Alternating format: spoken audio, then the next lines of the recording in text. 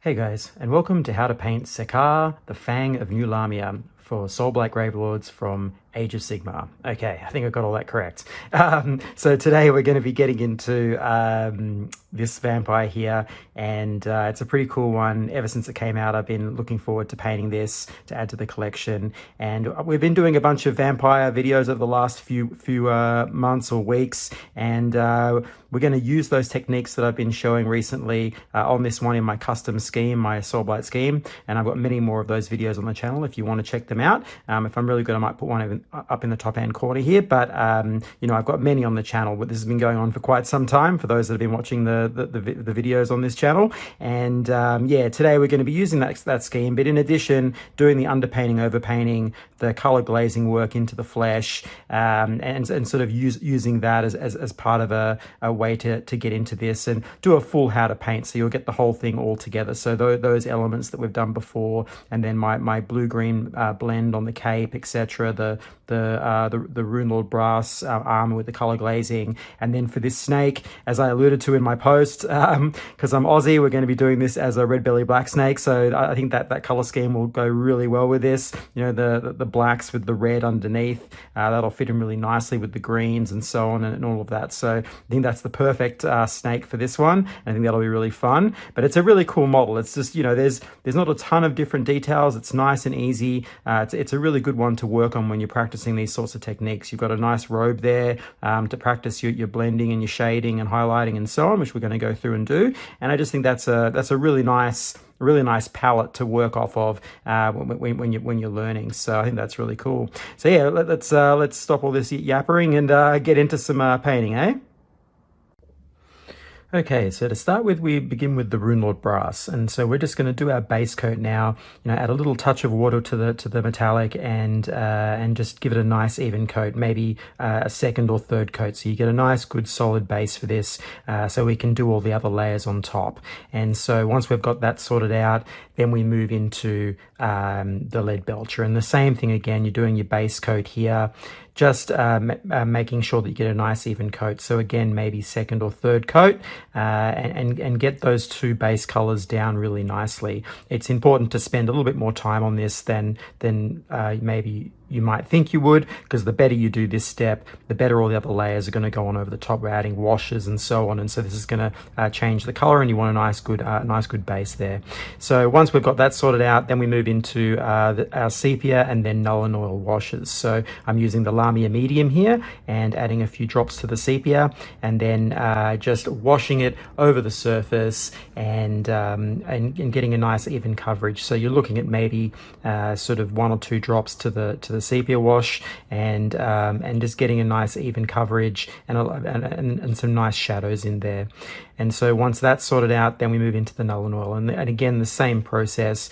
We've got a couple of drops of Nulahmia medium there mixed into the null and oil, so it's not too strong, and we're going to just give it a nice good overall wash to give us some shadows and deepen that brass and get a nice good coverage there, so it's ready for the next stages. And then finally we move into that Stormhost silver, and this is something I've done many times, but you have to, when you're doing these sort of washes, it can dull down the surface, and that this Stormhost silver dry brush we're doing is going to help build the color back up and the brightness on the edges. So you just get an old brush, rub a bit of the Stormhost silver off, and then give it a nice brush over those edges to just build up a nice bit of highlighting, so we can really prepare it for the color glazing steps. So now we're up to the fun steps of the color glazing with the shade colors from GW, and we're starting with that crimson red. And in this step now we're adding more Nulahmia medium to these shade colors. So we're doing maybe 3 drops of the Nulahmia medium to 1 drop of the crimson and the purple and blue, and this is going to give us a nice transparent color to work with. So we don't want to overly wash this. This is about staining in gradients of color into the surface. So as you see me go around with the crimson, I'm not trying to necessarily wash the surface completely. I'm trying to push the color into the cracks and recesses to give you some nice color difference in those shadows. And so where you leave the brush off the surface is where most of the pigment is going to end up. So we're just going around and picking some nice areas on that brass armor to give it a good bit of color change into red. And so you just go around and give a pretty good full coverage here into all those little cracks and crevices all over the armor and get something that looks really cool. And so once you're happy with that, then we move into the purple wash. And so again, we're not using too much. Wipe a bit off the brush there, and just now you're picking more selective areas. So not everywhere around the armor, but some of the major areas where you're going to see it, you know, between bigger segments of the armor, etc. So you get some now purple and red combinations of those colors. And so once you're happy with that, then we move into the final one, which is the blue wash. Now with that, it's even less, and the blue really here is just to give some good deeper shadows. So as you go around the model and you check it, you'll be looking for areas where you can just deepen it and give more contrast. And so what you'll end up with is a nice sort of rainbow effect of blues, purples and reds across the surface of the armor, giving you that sort of impression like as if the metal has been heated. And that's the sort of thing that you're going for. It'll be subtle, but it'll be there. And when you look at the model at the end, you'll see a lot of color information coming forward, and that's a really great part of this process.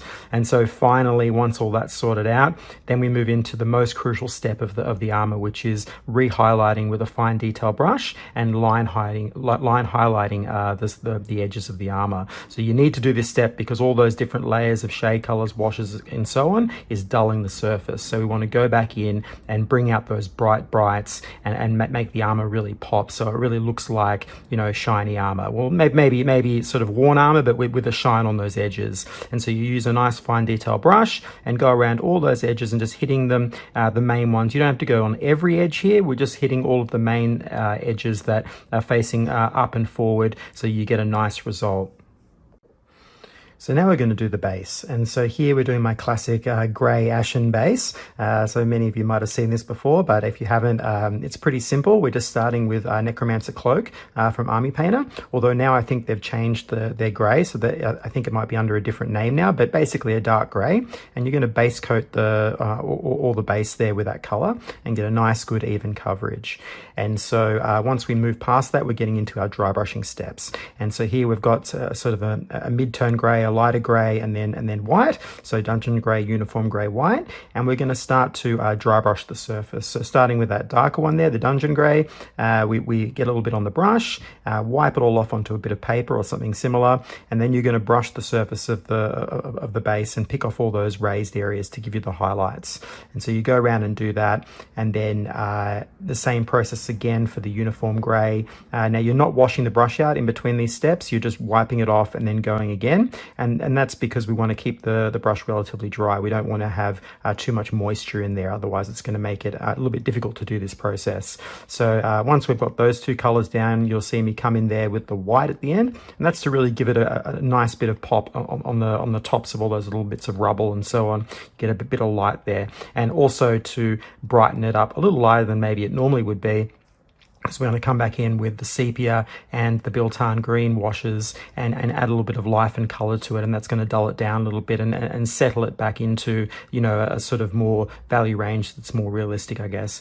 So that's what we do now. So you'll see the sepia and biltane washes there sitting side by side, and in between I've put a little bit of the Nulahmia medium there, and then what I'm doing is I'm mixing those two together to give me some nice interesting changes of brown to green, and I'm then dabbing them, you know, haphazardly across the base to give a nice good coverage, a mottled coverage of sort of greens and browns. And this just gives a bit of life to that ashen base and gives a little bit of color there, so it doesn't look just so neutral and just gray. And you'll be surprised. It's a subtle effect, but it helps really lift the ashen base and give it some good life that it needs.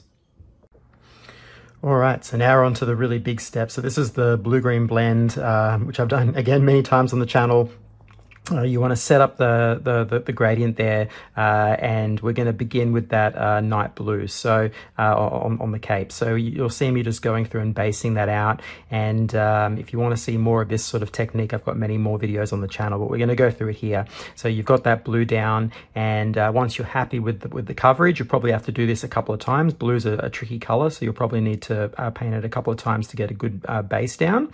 Then we move into that first sort of base layering process of the blue mixed with the sick green, and this is like a sort of a dark bluish green, and this is going to give us our first blend, you know, our first layer. And you're painting about 3/4 of the cape, so the blue is going to be at the top, and it's going to eventually fade down into bright greens at the edge of the cape. So you just start building in that dark sort of bluish green, and that includes sort of the recesses and so on. So you're just getting a gentle fade, and then from there, once you've got that down, then we move into what I sort of refer to as a sort of an off sick green color. So it's like a little bit of that blue is still present. It's not quite as bright as the straight sick green, but it's got a bit of that blue in there. And so then that becomes, I guess, your first sort of layer color, and you're going to be now paying attention a little bit more to the folds in the cape and that sort of thing, and building it down about 3/4 down the cape, so leaving the blue at the top. And you just want to get a nice even coverage of that, so you're starting to see that color shift. And so once you're happy with that, you might go over it a second time. Then we move into that mid-tone color, which is the sick green, and this is your sort of grassy green, a little bit warm in tone, and that's going to contrast nicely with the dark blues and so on. And so you're paying attention to the folds in the robes, and you're trying to hit those raised areas and create the definition. So you go around and sort all that out, and then once you're happy with the coverage, then we start moving into, I guess, our highlight steps for the green. And so again, we're moving down the cape towards the end. So we've got that first sort of highlight step, which is the sick green mixed with the Kraken skin, and you're looking at probably about a 50-50 here, something like that. And you'll see me just hitting those raised areas, feathering it, doing little marks and little scratches and so on, trying to keep it loose and painterly and build up that highlight step. And so you're just building it out towards the ends, so you get this nice fade. And then we're moving into another layer of the highlighting step, which is more Kraken skin. So this is again like a kind of off Kraken skin color, and you're trying to now reinforce those lines, getting sharper and sharper with your highlights, building it to a point, and little feathered edges and streaks and marks. You know, as this is a worn cape, it's worn by a vampire, so it's old, so you want to add those little bits of weathering in. That's a really nice sort of additive to something like this. And then once we're happy with that sort of coverage, then we move into our pure Kraken skin color. And so this is now getting into a much finer highlight. You're not dragging it all the way down the cape. You're hitting sort of half to a third of the cape down to the ends, and you're hitting all those main folds. And once we're happy with that, then we've got our last two steps. And if anyone's ever watched my channel, you'll see I do this a lot. We like to go right up to a bright color for those edges. So we're looking at Kraken skin mixed with white, and this is sort of a very small highlight step. So you're doing only a small section of that highlight line to the edges, and about the length of your brush, basically the brush tip. So it's a very small area that you're painting to the ends, but this helps really brighten it up. And once we've got that sorted out, then we move into the final pop color, which is basically an off-white with the Kraken skin. And so this very bright, almost white color is used for the very edges, the tips of the cape on the green side of it. So the ends of the cape, where the highlights meet, little points, you just have that little dot of off-white, and it's going to help really punch up the green and give you a very bright result at the ends. And then finally, we have to complete this blend. So we go back up the top there to now the blue. And so we've got that blue mixed with the Toxic Mist, and we're going to start by around a 50-50 mix, and we're going to start by connecting the highlights down, so from the top down into the green.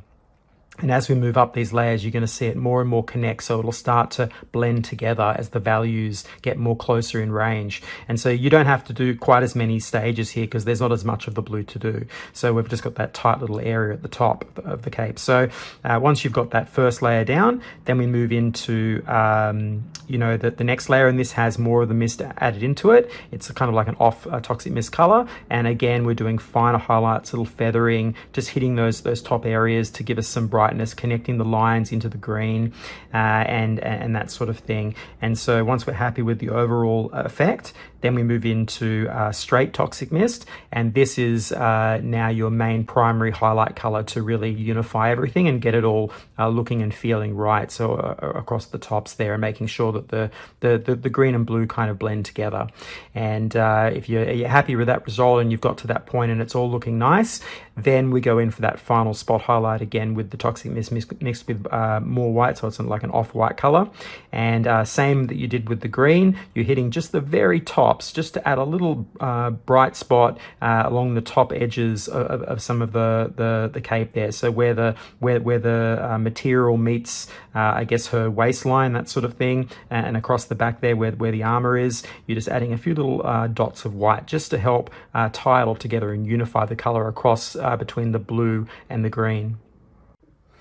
So now we want to prepare the other areas of the model. So we've got that Abaddon black there, and you're just going to go through and black out and clean up some of where the metallics overpainted onto the various surfaces, etc. So the snake, the cloth, all those different areas that we've still got to paint. You know, some of the areas on the flesh that might have some of that metallic paint sitting on it. We just go through and black those out so we're ready for the next stages, and we'll be moving on to the cloth. So we've got our gradient set up for the cloth, the black cloth that we're going to do, and it's all my usual colors, the Necromancer cloak, the Dungeon Grey, Uniform Grey, and white, and we've set up our blends there. And so we start with the Necromancer cloak and get that base down. So this is a thicker line, thicker highlight line, and you're just trying to hit the main edges of the cloak and build in some good basic color there. And so then once we have that sorted out, then we move into the Dungeon Grey base, and this is sort of your first sort of layer color that's articulating the folds on the cloak. So you're hitting the raised areas, etc., and building in some of that lightened color. And then once we've got that down, we move into our sort of mid steps here, and this is Uniform Grey. And again, it's a layer color, but moving into a highlight. So you're thinning the line, getting it thinner as you go down, and getting a nice good coverage there. Maybe putting a few flicks of scratches and so on the surface if you want to weather it. And then once we've got that down, then we move into our first stages of true highlights. So with black, I like to go quite bright on the edges to give us big value contrast. So we're doing that Uniform Grey mixed with white, and we're going to begin just painting down the lines and hitting more of the edges, so you're getting a fade out to a brighter point on the edges, like we did with the blue-green blend. And so once we've got a good enough amount of that down, then we move into the next stage, which is more white mixed in. And so this is your really fine sharp edge highlight on the edges and so on, just to really bring out that brightness and give it its contrast, so it really reads as black. And then finally, as I like to do, we go in for that spot highlight. And the spot highlight here is again just for those very tips, very edges, very you know, points on the cloth on the ends, just to really get a little bit of extra pop there. And you have a really nice good you know, a range from black all the way up to the brights on the edges. And now we go back with our dry brushing steps, and we're going to move into getting a bit of tonal range on that snake. So we've got the Necromancer cloak, the Dungeon Grey, Uniform Grey, and white. And just like we did the base, we're going to build up our dry brushing steps and just hit the back of the snake or the scales. I'm not a big fan of doing scales and this type of painting, so I generally like to dry brush these sorts of things. I do it on dragons, I'll do it on a snake. So we're just doing that to build it up. But we will go back in and do some fine line highlighting on the snake's head, just to bring a bit of sharpness to it. So you've got the softer highlights on the back of the snake, and then you've got the sharper highlights on the face. But you're just going through, hitting each of those steps, rubbing the paint off on the paper there, and just dry brushing up and hitting less and less of the snake. So you're going to the top of the snake, the top of the ridges there on the back of the snake to give it its brightness and prepare us for the next stage.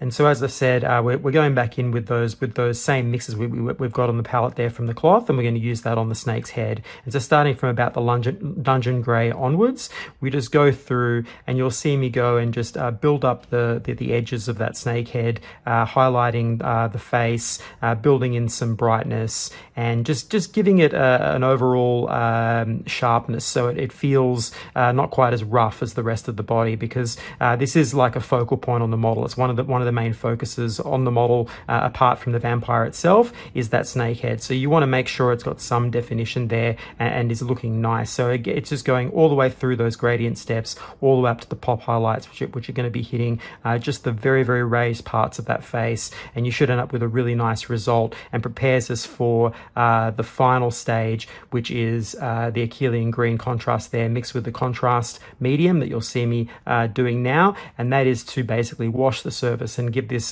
this sort of neutral grey snake now a blue tone, and that's just to shift it a little bit, so it's got its own unique colour to it, which is going to contrast nicely with the red that we're about to do, and so I think that really does give us a pretty cool little snake. Very minimal, but enough information there to make it interesting. So now we're onto that red, and so we're going to do the cloth on the back of the helmet there, and we're going to do the sort of the belly of the snake, as this is going to be a red belly black snake. It's got to have some red on it. So we're going to start with that Mephiston mixed with black, and that's our base color there for those scales and for the cloth. And so you just paint that on to get a nice even coverage, and then we move on to our first sort of layer color, which is the basically straight Mephiston red, and this is where you're paying attention to the edges, allowing a little bit of shadow there in the creases. Along the scales, you're sort of concentrating more towards the tops of each of those scale sections, and building in that color. And once that's sort of looking right, then we move into, I guess, our mid-tone steps, or beginning into our highlight steps, which is Mephiston mixed with white. Now, with these blends, you're trying carefully in those first couple of mid-tone stages not to go too white, because it'll go too pink. We want to still have a little bit of that redness there in these steps. So you've got that Mephiston mixed with white, and you're just hitting those top areas, those raised surfaces, just like we do on all the other layering stages, the tops of each of those scales, the cloth, etc. And then once that's got the good coverage, then we move into the next step, which is more white mixed in, and this is a true highlight step. So a fine detail brush here, you're trying to only hit those very top areas, those very raised sections on the cloth and on the tops of those scales, and giving it some good sharp contrast. And then finally, after that, as I always do, you'll see a recurring process here, we do a spot highlight with more white mixed in, just hitting the very, very top areas,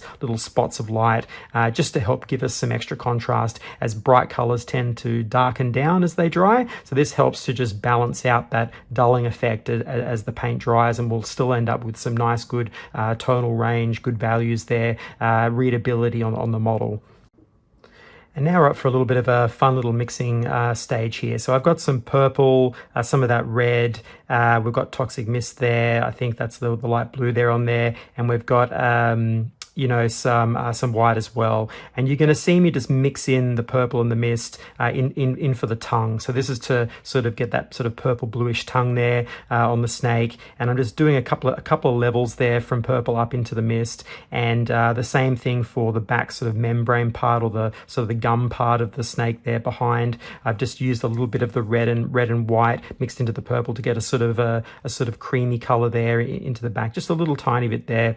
And then once I've organized that, then 2 or 3 steps, then I do the teeth. The teeth are really simple. It's just the field drab, that sort of dark, sort of beigey brown, and then mixing up through a Shabti and white in 2 or 3, 4 stages on the teeth, and just to do some nice little bony teeth, just a little pop of brightness there in the mouth to really finish off the snake, and obviously obviously do the eyes. So I think I used just a little bit of matte white there, and just put a little bit of a dot in each of those eyes to make it stand out. So it's not too much work, just a little simple little dot, and that's enough to give that snake detail.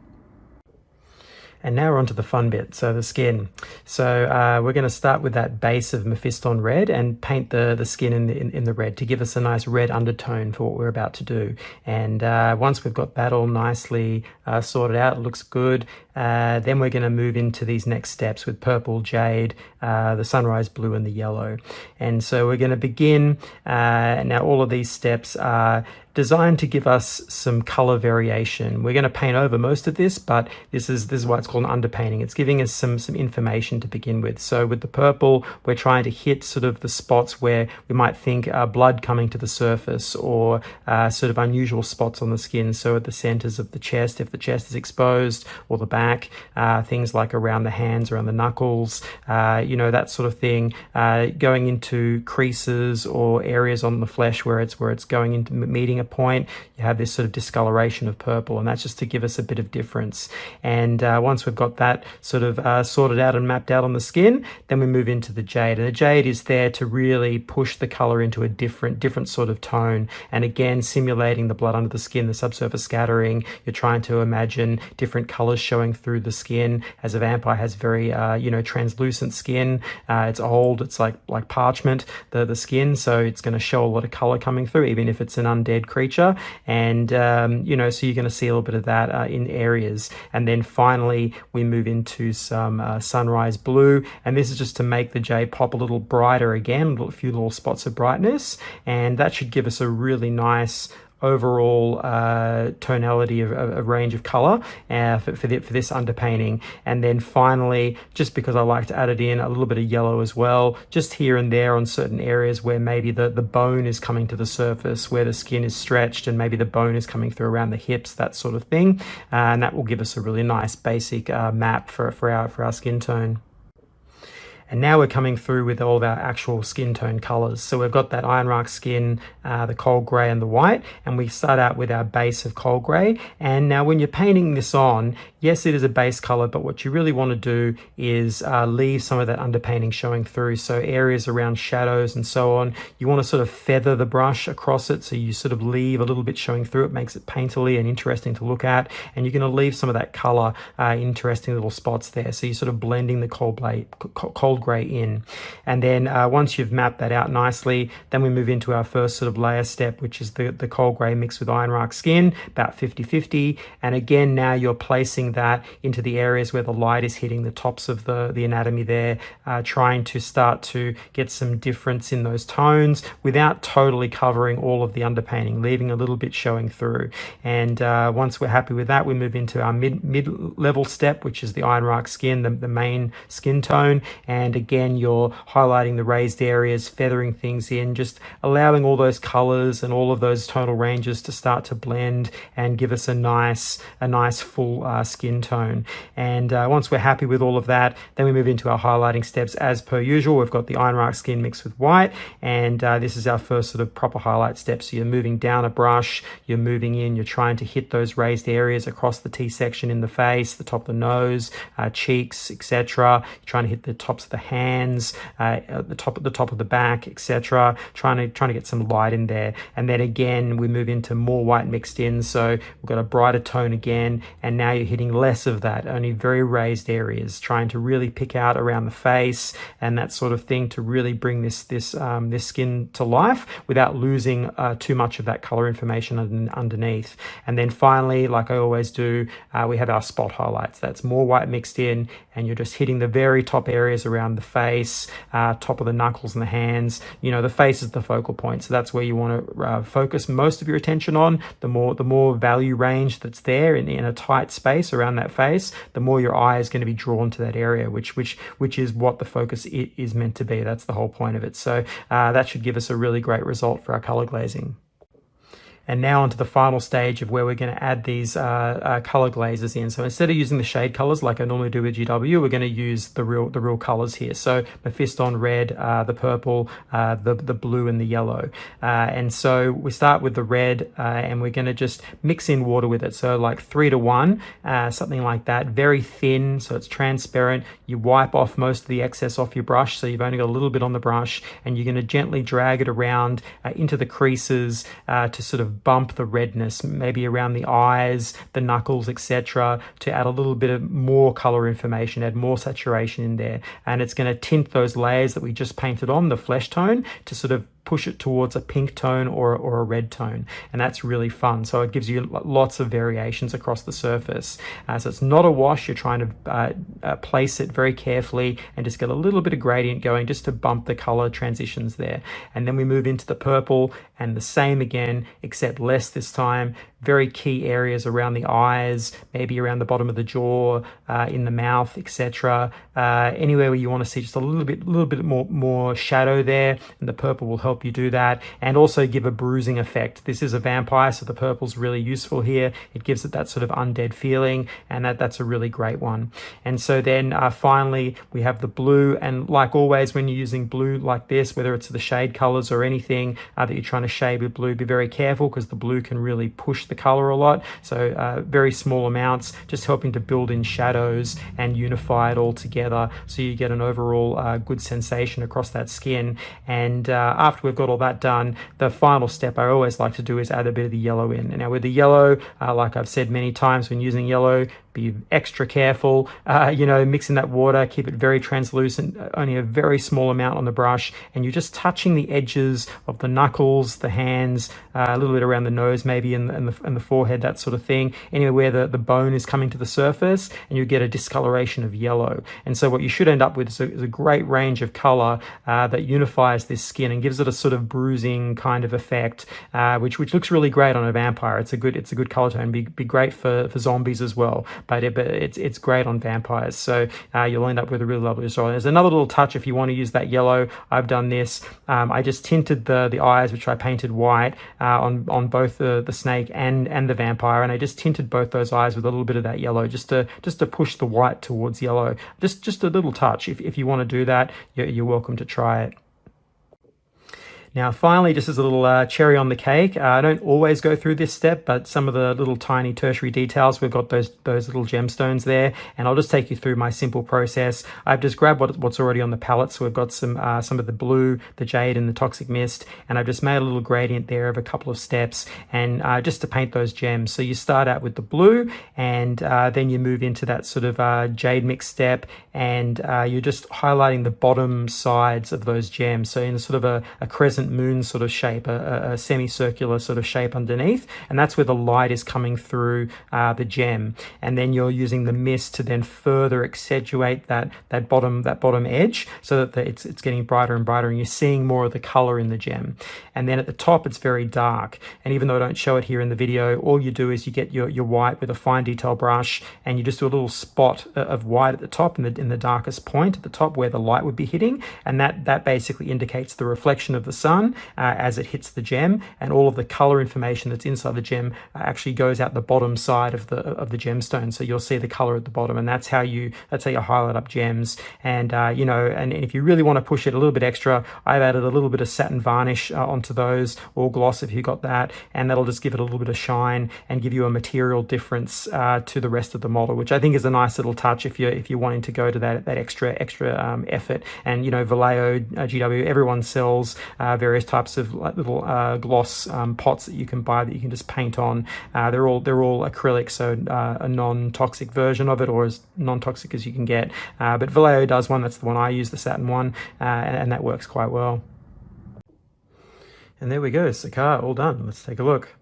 So yeah, this one's been a fun one. I'm really happy to put this one into the collection. It's got a lot of nice details, and with the techniques I've shown here, hopefully you've enjoyed it too. If you're painting this one, it's got some nice areas, as I said before. That the cape and so on to practice your blending and all that sort of thing. And I think this color scheme works well on her. It's got the right sort of interest levels and so on to make the color scheme pop. So yeah, I'm really happy. And female vampires are one of the things that I really enjoy painting. They're always cool. They got lots of cool features. They're a fun one for sure. So yeah, I'll leave a nice image for her at the end, as I normally do in the paint list, but I hope you've enjoyed this. Please hit that like button, subscribe, and it really helps me out. And I guess I'll catch you on the next one.